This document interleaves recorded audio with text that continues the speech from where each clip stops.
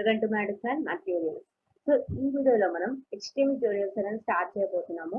So దీనికన్నా ముందు నేను HTML ట్యూటోరియల్స్ అనేది స్టార్ట్ చేశాను నేను.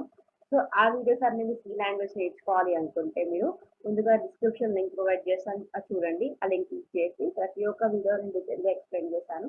సో మీకు క్లియర్గా మీకు అర్థమయ్యేలాగా. సో నెక్స్ట్ మనకి ఏదో పైన ఐ బటన్ లో కూడా లింక్స్ ఫాలో అవుతుంది సి లాంగ్వేజ్ ట్యూటోరియల్స్ ని.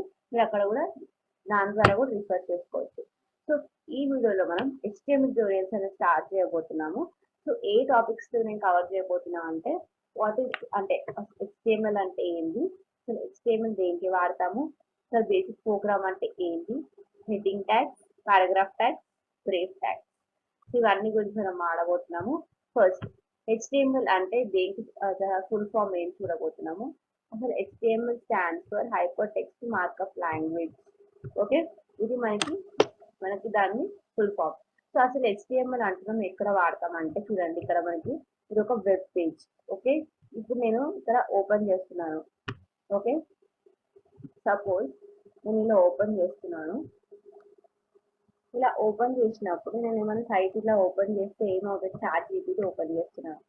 చాట్ జీపీటీలో ఓపెన్ చేసినప్పుడు ఇలా మనకు ఒక వెబ్సైట్కి వెళ్ళి దాన్ని ఒక పేజ్కి ఇలా వెళ్తే దీని ఒక వెబ్ పేజ్ అంటాం. అలానే ఈ ప్రోడక్ట్స్కి వెళ్ళి ఓవర్ వ్యూకి వెళ్తే ఇది ఒక వెబ్ పేజ్ అంటాం.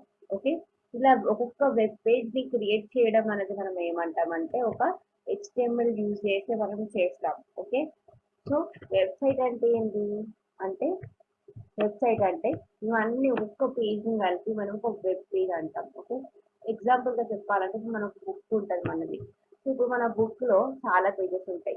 సో ఆ పేజెస్ని కలిపి మనం బుక్ అంటాం కదా, అలానే వెబ్సైట్ని కూడా మనం ఒక అన్ని వెబ్ పేజెస్ ఇలా కలిపితేనే దాన్ని మనం వెబ్సైట్ అంటాం.